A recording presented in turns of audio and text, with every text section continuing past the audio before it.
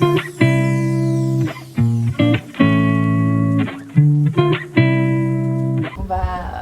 à tous. Qu'est-ce que je peux dire? J'habite à Mété avec mon mari. On a un petit chiot et 3 perruches. Au niveau de mon parcours, mais ça vous le savez peut-être par rapport à mon CV, mais j'ai fait Sciences Po Paris avec un master spécialisé en ressources humaines et j'ai travaillé pendant 6 ans à Paris pour les groupes du CAC 40. Donc j'ai fait Schneider Electric, General Electric Healthcare, Sanofi. Quand j'ai travaillé à Paris, j'ai notamment j'ai travaillé en tant que, on va dire, dans le développement des ressources humaines plus que dans l'opérationnel. Donc, par exemple, pour le marathon, j'ai travaillé au stand diversité pour l'ONG, pour l'ONU Femmes, donc I4She. Et puis après, on a fait le Covid à Paris et on n'a pas trop aimé, donc on est venu sur Annecy. Où j'ai repris un poste en tant que chargée de recrutement, puisque je préfère l'opérationnel, j'aime bien être sur le terrain.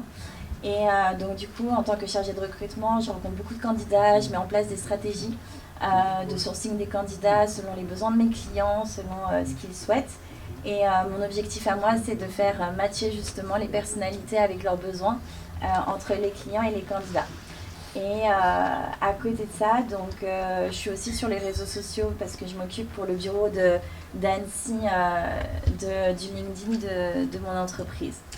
À côté de ça, au niveau associatif, donc, je fais partie d'un conseil d'administration d'une association qui s'appelle Betsalel. Donc, c'est une association humanitaire qui s'occupe des enfants démunis au Tchad. Donc ça peut être, donc à la base c'est parti d'un orphelinat et puis ça s'est développé.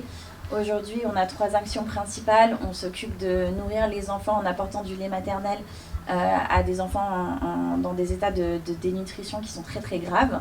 On s'occupe aussi de scolariser et de suivre des enfants qui sont orphelins et qui n'ont pas les moyens d'aller à l'école. Et puis on gère aussi tout ce qui est accompagnement des mères et de leurs enfants, parce que souvent l'état de malnutrition des enfants sont accompagnés d'un état de malnutrition des mamans.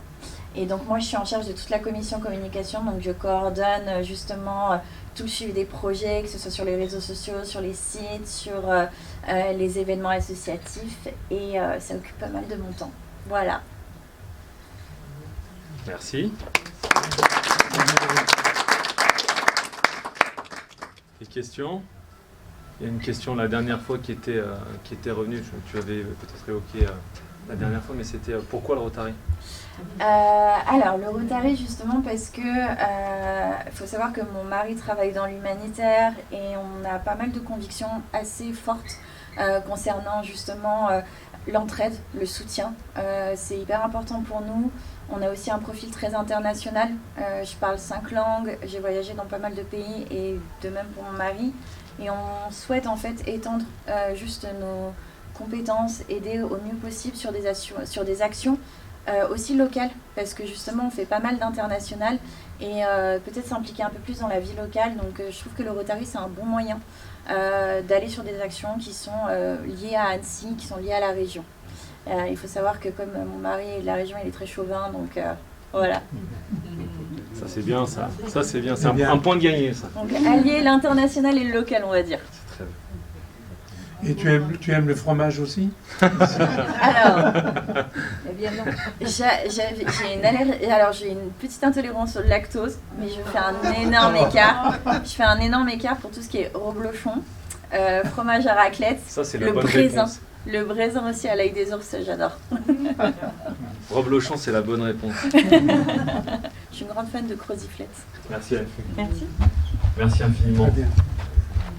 Bon, comme on l'a vu la dernière fois.